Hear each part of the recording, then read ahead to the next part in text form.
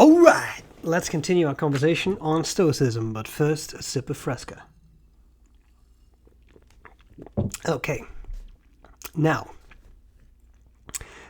we had ended up in more letters, Seneca, letter 63. And this is a somewhat longer letter. There are way longer ones coming. So I'm not going to read you the whole letter because it's about, I would say, good like 3 pages. But the context is Seneca is once again writing to Lucilius, and Lucilius had a friend called Flaccus who has passed away. And I'm going to over this in little bricks, little pieces. So, I'm sorry your friend Flaccus has passed away, but I want you not to grieve excessively. Not grieve at all. That I will not venture to ask of you, though I know it would be better. Such firmness of mind belongs only to the person who has risen high above misfortune, and even he will feel a twinge at something like this, but only a twinge. As for us, we may be forgiven our tears if there are not too many, and if we do regain control. Having lost a friend, you should not be dry-eyed, but neither should you drown in weeping. You should cry, but not wail. This reminds me, for some reason, very much of the types of the rules that monks would abide by, like the rule of Saint Benedict, or the rule of who else do you have? Saint Norbert. Them actually. Anyway, it doesn't matter. Like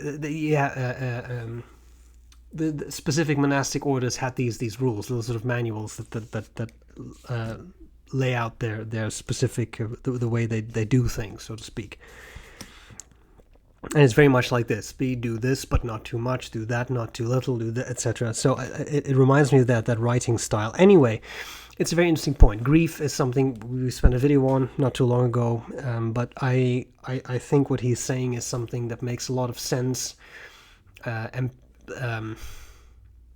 it makes a lot of sense to us rationally, but emotionally it's always a little difficult, right? Like you of course, when you lose someone that's very sad, it would be strange if you would feel nothing, because then what has that person really meant to you? But on the other hand, if you then go into a decade of grief, then you are losing a decade of your life spent in grief that may not be helpful to anyone, certainly not to the person who has passed away, but I think we get to that. Okay, skipping forward a little bit. What then, you ask? Shall I forget my friend? It's not very long that you are promising to remember him if your memory lasts only as long as your grief. The time is at hand when some chance thing will brighten your face with a laugh. Very soon, I say, your pangs will subside, even the sharpest, and every feeling of loss will be eased. The minute you stop watching yourself, your look of sadness will be gone. Right now you are guarding your grief, but even so it is escaping. The more severe it is, the sooner it ends. This I've certainly experienced. You initially, when you go through loss, any type of loss, it's overwhelming, and it can certainly be overwhelming, but as time progresses, it becomes easier. And what I found very interesting, it was actually Eric who taught me this once.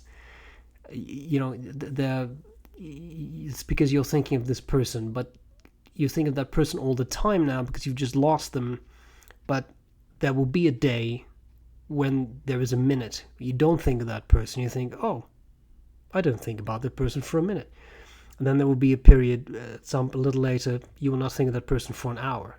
And then at some point there will be a day where a whole day goes by, you don't think of that person that you've lost. And that was very true. That was very much how I experienced it in that particular case. Like that continuous thinking of someone that you've lost that initially is overpowering. It causes a lot of grief. It causes a lot of sadness.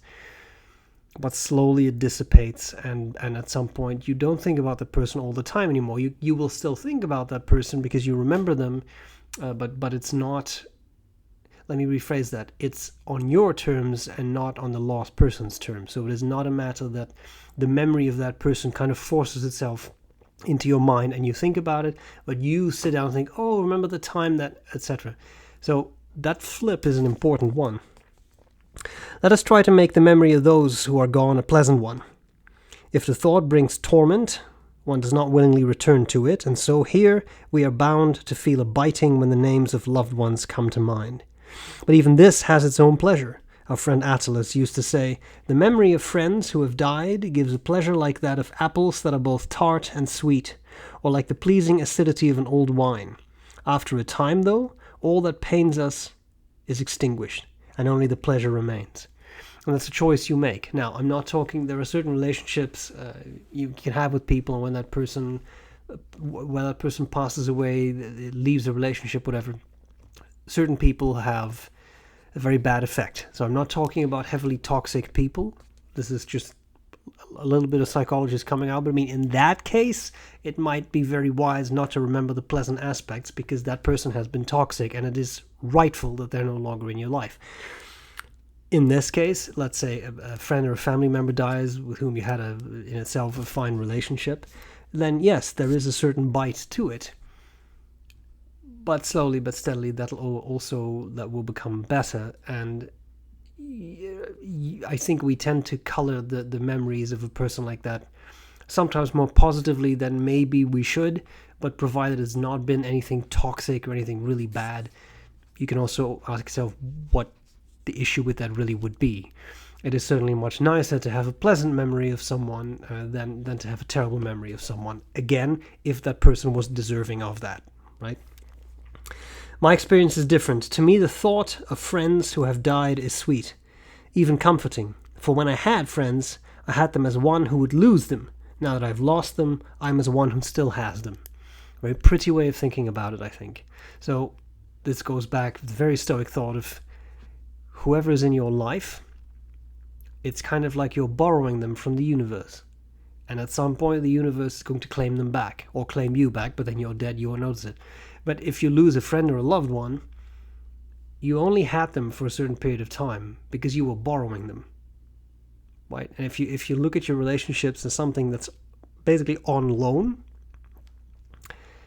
that can facilitate if the person that you love disappears, passes away, leaves, whatever, right?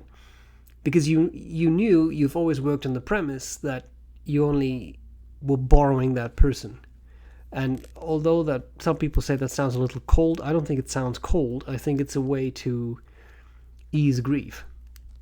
This too will pass. They can also apply to positive things, right? We always forget about that. Okay. Because we cannot be sure how long we will have our friends, let us eagerly enjoy them now. Let us consider how often we have gone on some long trip and left them behind, how often we failed to see them even when living in the same place. We will then understand that we lost more time with them while they were alive. Some people are careless about their friends while they have them, then grieve terribly for them when they are gone. Will you put up with this? They have to lose people in order to love them. They're afraid, there may be some doubt whether they really love them, and this makes their grief even more effusive. They are looking for some delayed signs of their own affection. I think that too is another very nice way of putting it, right? While you have your friends, do make the most of that friendship or relationship, whatever. Because as I said, if you approach this very stoically as they're just on loan, anytime this could be over. Something could happen to them, there could be a massive fight, there could be all kinds of things, and that relationship may end. So then ask yourself, what do I do now to make that friendship as alive and as valuable as possible for all parties involved? I know that what I'm about to add is a well-worn saying, but I'm not going to leave it out just because everyone else has said it. Time puts an end to grief. True. And we've talked about that in a previous video. I think that is the most important thing. Grief takes time. You cannot rush that process. It's just not possible. I'm pretty sure I said that in that video too. It's like a steak. If for some completely incomprehensible reason you like your steak well done, you cannot rush that. You cannot go from a raw steak to a well-done steak in 30 seconds. It's not possible. It takes a certain amount of time. And same thing with grief. You cannot rush it. It's going to take a certain amount of time. Certain interventions, help from professionals, may shorten that time span, but at no point will it be, well, we can reduce it to only half a day. That's not how it works. It'll still take time, right? And I really like his ending. And I am writing these things to you, I who wept for my beloved Aeneas Serenus, was a family member who died early, so unrestrainedly that I myself may serve most unwillingly as an example of one conquered by grief. But today I censure my own behavior. I understand now that the main reason I felt such grief was that I had never thought it was possible that his death should precede my own. I kept in mind only that he was younger than I, much younger, as if birth order determined our fate. You never know. People younger than you can suddenly pass away. The relationship with them can suddenly end because of that. So once again, make the most out of every single day. This is a very stoic thought. This is a very general philosophical thought, but it's a very important thought. Don't waste your time. If you work on the premise you only get one life, this is what you have, and tomorrow it could be over. An hour from now it could be over. Can you say, I made the most out of this day? Or do you have to say, okay, this day was actually completely wasted because I accomplished nothing. I just did nothing. I wasted it. Some people that might be worth it. To me, it would not be. But that's up to everyone. So, here we have it. Letter 63. Let me know what you think about this and about the concept of grief and how to deal with this. Yeah.